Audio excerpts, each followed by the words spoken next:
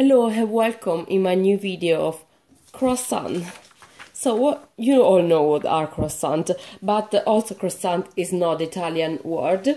So actually the Italian word is cornetto in singular, but because croissant are made to share, so that's why we call them cornetti. That's the plural. So repeat with me. Cornetti. Okay? So where is coming from this word? Because we have taken a French tradition and we have made our own as we normally do. So in the word cornetti come from the shape of the croissant. So they have a horn shape, and that's what means the word in Italian. It just means small horns essentially, and also the horns are the symbol of luck in Italian because Italian people are really superstitious. So I would also say that if you eat cornetti, you have good luck. So yeah, not all the time, but you try to. So here are my recipe with all the ingredients. And the ingredients are 275 grams of strong flour, 275 grams again of plain flour, 1 sachet of easy bake yeast, 100 grams of sugar, 1 tablespoon of salt, 200 milliliters of milk. I use same skim. I know it's not like you can use the full fat milk or whatever you like, but I would like to feel less guilty when I'm eating. I know you'll have 250 grams of butter to put in it later, but you know, it's always better to feel less guilty on something. 1 egg. And later on, in fact, we will put 250 grams of unsalted butter and 1 egg, but you will see that during the recipe. So, croissant normally, or cornetti, take a lot of time to do, okay? But I think you can be smart and divide your time properly. For example, when I work from home, during my lunch break, I make the first part of the croissant, so then the dough, and that will take no more than 20 minutes, so you can actually make your dough and eat your lunch when you are working from home. So it doesn't take more than 20 minutes, and I think, or like for example, before going to work, if you wish, on Friday or whenever you like, you dedicate 20 minutes making the dough, and then I'll explain later how to do the rest. But let's start, okay? So first of all, you take that you need 275 grams of strong flour, 275 grams of plain flour. So yeah, let's start to do it. So I start with the strong flour.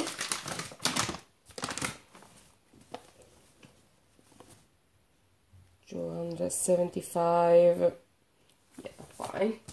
We said. So again, I put it to 0 and 275 of the plain.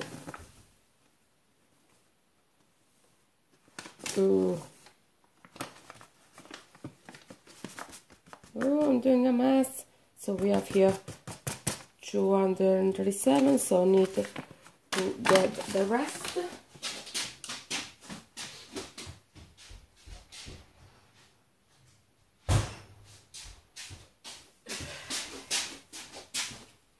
And here the rest of my flour, so we have 234 right now,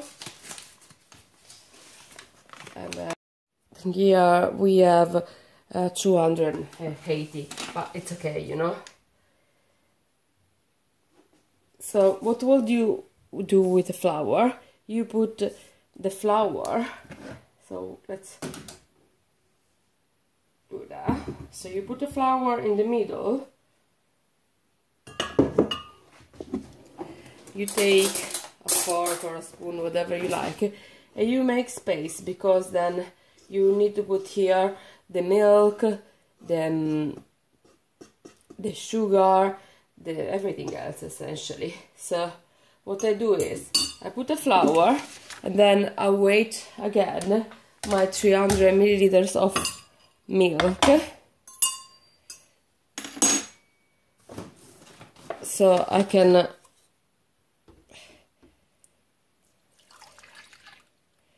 2 and 3. Okay, so here we have 300 milliliters of milk, and I put the egg also in the milk, so we can be sure. So as you see, I'm doing here, putting the egg into the milk, and I do that. So it's already, the egg is in the milk, okay? And then I also put the 100 grams of sugar. I'll do that here. I'm gonna put the 100 grams of sugar. I don't know if you can see that, but I'm gonna do that in the same.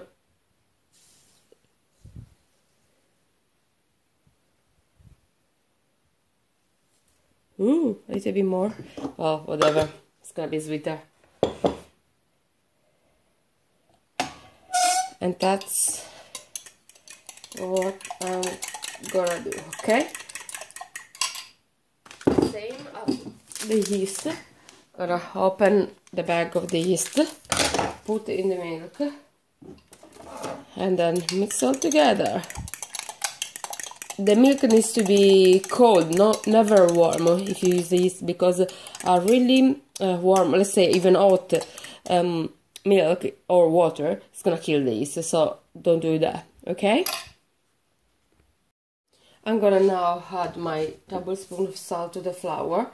I never add that to the actual milk because I do want to mix the milk with the yeast with the salt. I don't know, I don't like the mix of them together. So what you do now,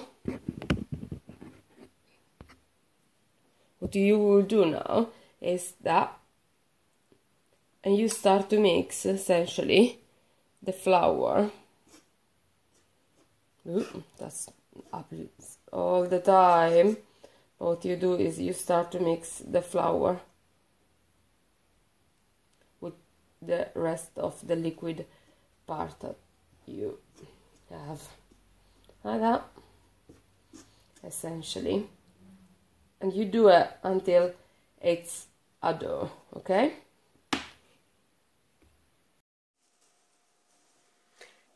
Essentially, this is what you need to have not at the end, but at the beginning of your kneading. So right now we have one bowl that I have assembled all together, and what I need to do is knead it until it's, you know, we say smooth enough. So this is how it should look like at the end, in order to then now rise.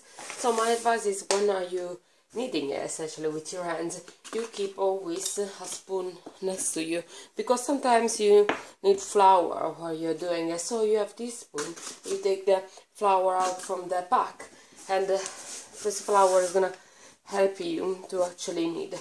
See, as you can see now, the surface, it's really smooth compared to before, so I'm happy to go now. So what I will do, oh my god, I damage everything here around me as I always do, and you know, I don't know how the people do in TV, but here it's as messy as it can be, my god. So what I do is I put my bowl of dough in a container like that. I put some cling film above it, because if you don't do that, essentially if you don't do that, it's gonna form, it's gonna dry in the surface, and we don't want any part of it to dry, because then at that point you cannot put it, it's like it's gonna be a part that will not merge with everything else. So this is what it's gonna look like at the end. So right now I'm gonna put it in the oven for about 1 hour, and yeah, I will keep the light of the oven on so it creates warm environment, but not too warm. And after 1 hour I'll have a look and see if it's grown enough. So if you wanna slow down the grow because maybe you are at work, maybe because you need to work until 5, you can put it in the fridge, okay? And yeah, and take it after few hours. But this is like after this, after we have this, we need to knead it again. Therefore, and let it rise again. So it doesn't really matter how much time it takes the first time. I think it matters much more the time it takes the second time. So, you know, you choose. And yeah, but I keep this for 1 hour in the oven now.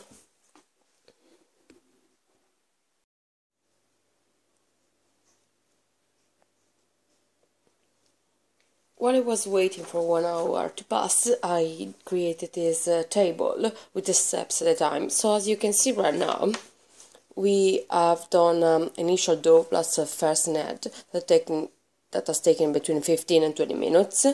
Then a first rise that has taken 1 hour, and now we are on the second knead that will take 5 minutes. And then we'll have a second rise that will take 2 hours before the rest of the